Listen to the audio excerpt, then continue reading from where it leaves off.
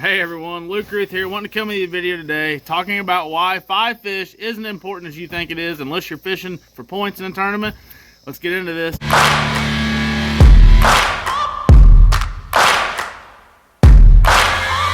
Searching for greatness in a sea of the dying and shameless, a sea of the aimless. I don't wanna be one of the nameless. I'ma wake up with the mindset that one day I'm gonna make it, and I don't think I'll be fine if I don't break my limitations. Don't try to stop me, I exist to write my own story. I'll make a decision if I want some peace or if I want the glory, yeah. So I always hear everybody say, you need 5. You gotta have 5. Why don't we have 5? We need 5 to win the tournament. A lot of times you do need 5 to win a tournament, but you need 5 of the right ones. So you need to find yourself fishing for the right bites and the right times of year. Sometimes when it's tough out, just getting 5 is a chore. So that's not always a bad deal. Alright, so you're probably saying, Luke, that's a bold take. Why are you saying 5 fish isn't important? Well, I'm saying catching 5 fish for 10 pounds is not that important. Unless you're fishing point style, like Tota Series, trying to get some points, or Elite Series, something along that lines, catching 5 for 10 pounds or just catching as many fish as possible is important. But when you're fishing a lot of local derbies like I do, 5 fish doesn't win you anything. 5 fish doesn't get you checked very often. You got 5 fish that goes 10, 11 pounds, you might as well throw them back and go back to the house because you're just going to get your butt kicked that day. I think a guy needs to learn to target the bigger caliber of fish. And when you're targeting these fish, there's a lot of risk and reward to it. You're not always going to hit a home run. You're not always going to hit the nail on the head. You're going to hit your finger sometimes. But when you do hit the nail on the head, it gives you a chance to win.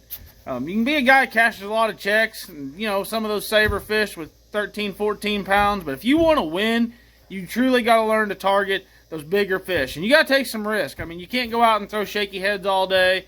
Can't go out and throw Ned rigs. You're really going to have to try to focus on bigger fish, bigger baits, bigger fish areas, and capture those fish. I used to be the guy that always thought you had to catch 5. Like, we got to have 5, and then we'll worry about catching a big one. Now, I don't even think about catching 5. If I don't catch 5, it just wasn't meant to be.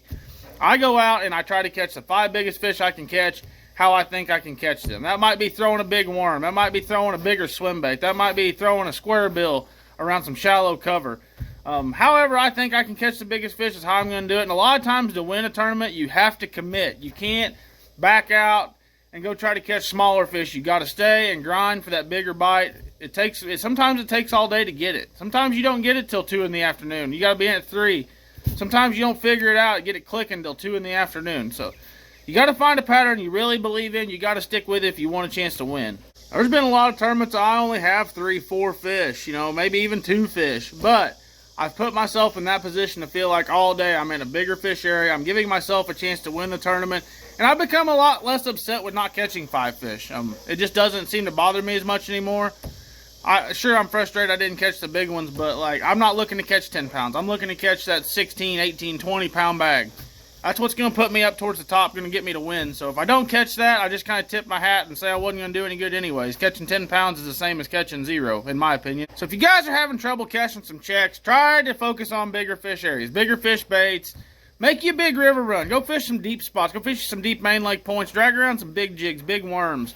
Before you guys start finessing them to death, try to catch some big fish before you focus on the little fish. I think it's going to help you guys cash some more checks and finish towards the top of the leaderboard a little bit more often. Just think of it this way. Would you rather have 3 that go 12 or would you rather have 5 that go 10? I mean, I'd rather have the 3 that go 12 pounds. But I'm telling you, there's a lot of risk and reward to this. Some days you're going to swing and miss. You're going to miss the ball completely. And that happens. You're just going to have to be at peace with that. But if you're wanting to go out and truly learn, okay, I need to start. I've been catching some fish. I've been catching 5 fish consistently. That was my deal. We used to struggle to catch 5. And then we'd go out and we're like, okay, we need to catch 5. That's your progression in tournament. You need to start out where you can catch 5 consistently. Even if they go 10 pounds, that's fine. And then once you start trying to figure out how to catch those bigger fish, okay, then the 5 fish needs to be a little less important to you. You need to start trying to figure out, all right, how do I put 5 of these big bites together? So you can really go out and you can really try to target 5 big fish throughout the day. Because once you go from catching that 10 pounds, you're getting a limit consistently. Most tournaments you have a limit. Well, now you want to get in the check line, so you got to figure out how to get some of those bigger bites. Let's say you've been in the check line a couple times now. That's a good feeling. You're like, well, we're cashing some checks, but you're still not up there in that top 3. You know, you're still down around the bottom of the check range. Then you have to make some decisions like, okay, here we go. We're going to have to try to string 5 of these bites together, and if we don't get them, we don't get them. If we do get them, we're going to do well. You guys can't be afraid to zero. I'm telling you, zeroing is not near as bad as you think. I'd rather zero than go out and catch a 9-pound limit every tournament. At least I feel like I'm giving myself a chance to win when I'm keeping myself in what I think are big fish areas. I hope y'all find this helpful. Say, this is just the way I do it. This may not work for everyone. Leave me your opinions down in the comments. Tell me what you think of this. And if you think I'm right, tell me you think I'm wrong. Tell me you think I'm an idiot. But this is my 2 cents. You want to get up towards the top of the check line. You want to try to win some tournaments. You got to focus on trying to catch big fish. And till next time, we'll see y'all later.